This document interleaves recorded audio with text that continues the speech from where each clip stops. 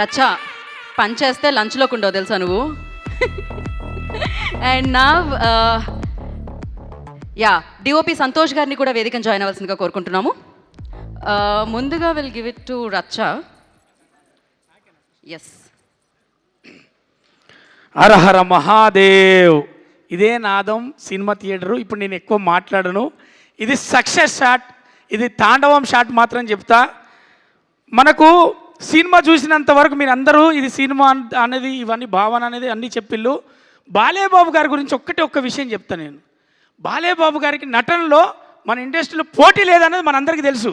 కానీ బాలేబాబు గారే నటనలోనే పోటీపడి నటించిండు.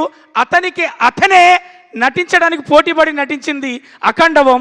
ఎందుకంటే అఖండ తాండవంలో నటిస్తే జరగదు, అణువు తను ఫీల్ అవుతే, అణువు భక్తితో మునిగి తేలితే తప్ప ఆ అఖండ క్యారెక్టరు ఒక్కొక్క ఎక్స్ప్రెషన్ కావచ్చు, ఒక్కొక్క నటన చేసిన చలిలో కావచ్చు.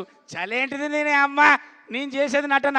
ఒకటే చెప్తున్నా, తెలుగు మన టాలీవుడ్లో నందమూరి రాముడు, మనకు నందమూరి తారక రాముడు ఎలా అయితే బాధ్యతగా మనకు సినిమాలు అందించాడో, తన తనయుడుగా సినిమాలు అది సాంఘికమైన అది ఏ పాత్రలైనా చేస్తూ ఈరోజు అఖండ తాండవం ద్వారా అతనికి కావలసిన స్థానంలో కూర్చొని మన చేత గౌరవింపబడుతున్నాడు.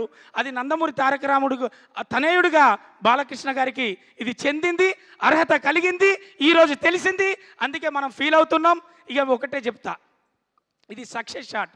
అమ్మా తెలంగాణ ఆడబిడ్డలారా, అక్క చెల్లెలారా, తమ్ముళ్ళారా, మన సర్పంచ్ ఎలక్షన్లు కూడా అయిపోయినాయి. ఇక మీరు కదిలి సినిమా థియేటర్లో పోతే ఈ సినిమాని గెలిపిస్తే మన అందరం కూడా సినిమా కాదమ్మా ఇది మన పిల్లలకు, మన ఆడబిడ్డలకు, మన తల్లిదండ్రులకు అందరితో పాటు చూసే ఒక బాధ్యతతో కూడినటువంటి సినిమా మనకు బాలయ్య బాబు గారు, బోయపాటి గారు, తమన్ గారు ముగ్గురు కలిసి మనల్ని అందరికీ ఏం చెప్పాలో, ఏది చెప్పాలో, ఇప్పుడు కాకపోతే ఇంకెప్పుడు చెప్తాం, ఇది కాకపోతే ఇంకేది చెప్తాం అని ఒక భావనతోటి మనకు అందించినటువంటి చిత్రాన్ని మనమే చూడాలి, మనమే విజయవంతం చేయాలి. ఆడబిడ్డలకు, అక్క చెల్లెలకు, ప్రేక్షక దేవులందరికీ నేను విన్నవించుకునేది మాత్రం ఇది ఒకటే. Thank you so much. Thank you so much. ఎప్పుడు ఫన్ జనరేట్ చేస్తూ ఉంటారు మీరు, కాకపోతే ఎమోషనల్గా చూసాం ఈ సినిమాలో.